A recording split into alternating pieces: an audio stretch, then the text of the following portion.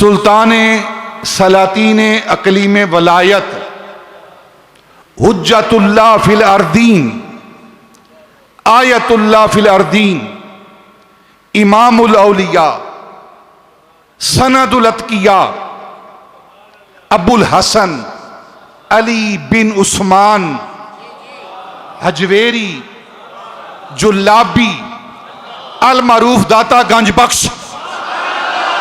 सुभान अल्लाह। वो दाता अली हजवेरी आज जिनका हम जिक्र पाक सुने और करेंगे, जो इन औलिया अल्लाह के मुनकर है ना, उनके मरने के बाद तीसरे दिन दूसरे दिन उन्हें याद ही कोई नहीं करता, ठीक है ना। तीसरे दिन बड़ा मुश्किल है, तीसरा दिन भी। और दाता अली हजवेरी 980 साल 20 कम 1000 साल होने को हैं, जाकर देखो वहां रौनकें लगी हुई हैं।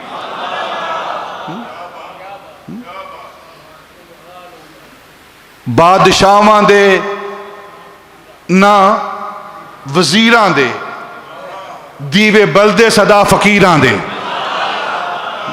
बोलो न सुभान अल्लाह। फिर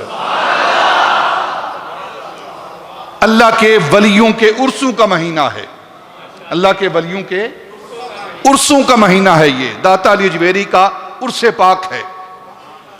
लाखों भूखे इंसान आज भी दाता की बारगाह में जाकर लंगर खाते हैं।